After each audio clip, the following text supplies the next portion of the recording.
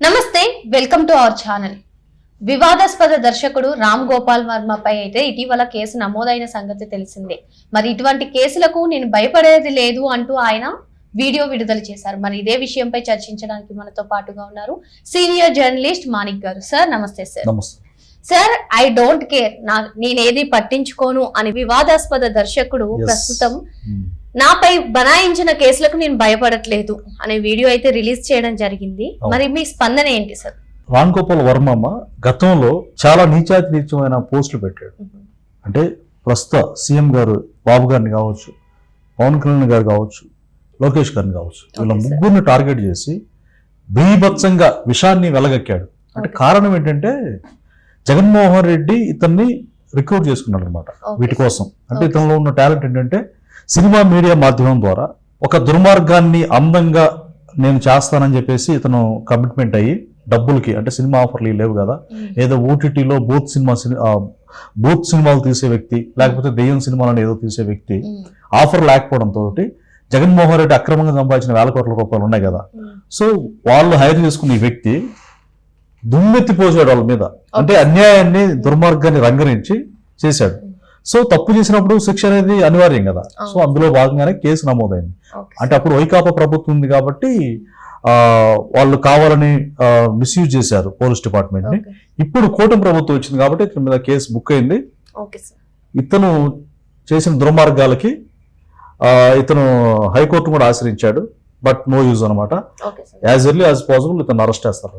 ఇక్కడ మనం చూసినట్లయితే ఏడాది క్రితం నా ట్వీట్లకు ఎవరి మనోభావాలు దెబ్బతిన్నాయట, ఆ ట్వీట్లతో సంబంధం లేని వారి మనోభావాలు ఎలా దెబ్బతింటాయి అని అడుగుతున్నారు సార్. ఏడాది క్రితం పోస్టులు పెట్టా అంటున్నాడమ్మా. ఎంత జుగుప్సాకరమైన పోస్టులు పెట్టాడో, ఎంత నీచంగా పోస్టులు మాత్రమే కాదు, మార్ఫింగ్ మాత్రమే కాదు, అసలు సినిమాలే తీశాడు. తీస్తే ఎవరి మనోభావాలు దెబ్బతిన్నాయంట అని నంగరాజ్ కపూర్ చెప్తున్నాడు. ఎవరి మనోభావాలు ఎందుకు దెబ్బతినం? ఇప్పుడు మానవత్వం లేని ఒక మృగంలాగా తయారైన వ్యక్తికి, భార్యని కూతురుని కూడా పట్టించుకునే వ్యక్తికి హ్యూమానిటీ ఉండకపోవచ్చు. కానీ మనం సమాజంలో బ్రతుకుతున్నాం, మనిషి సంఘజీవి. ఈ వ్యక్తి ఎవరి మనోభావాలు దెబ్బతిన్నాయట అని అడుగుతున్నాడు. ఎవరినైతే ఈయన దూషించాడో, ఎవరినైతే విమర్శించాడో వాళ్ళ మనసు గాయపడింది కనుకనే కేసులు ఫైల్ అయినాయి. అంటే సార్ నాకు ఒక డౌట్, ఒకరి పైన జుగుత్సాకరంగా పోస్ట్ చేసినప్పుడు అంటే ఆ రిలేటెడ్ వారికే అది వర్తిస్తుందా? అంటే సగటు ఆడపిల్లగా కూడా రియాక్ట్ అయ్యే వాళ్ళు ఉంటారు. మరి ఇక్కడ ఈయన అనేది ఎలా చూడాలి? అంటే ఏంటంటే తుండేవారు అనమాట.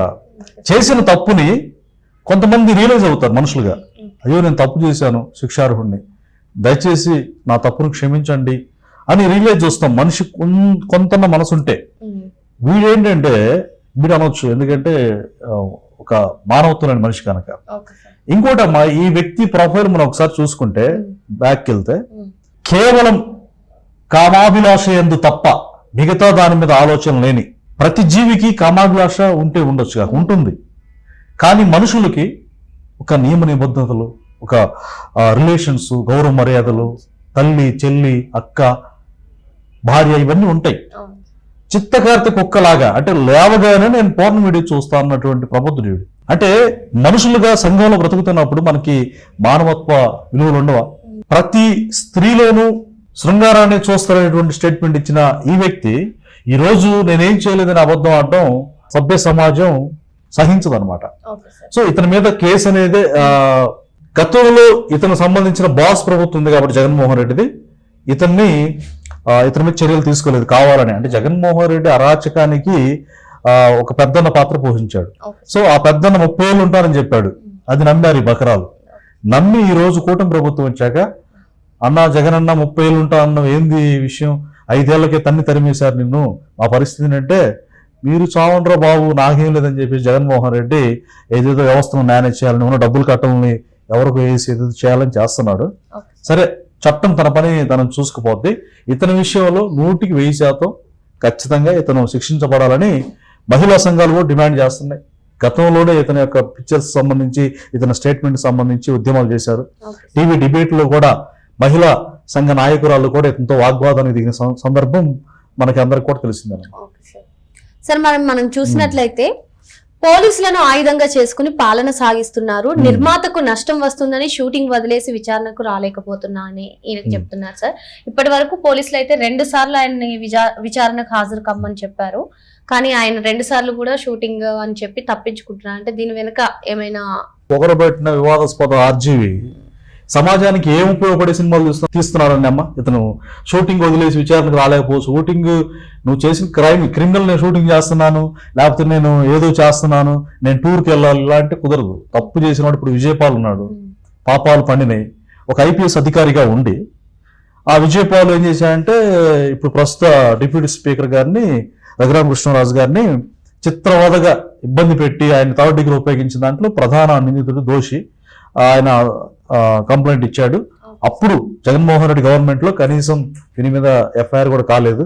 ప్రజాప్రభుత్వం వచ్చిన తర్వాత, ప్రజల పాలన కూటమి వచ్చిన తర్వాత విజయపాల్ మీద కూడా కేసు బుక్ అయింది.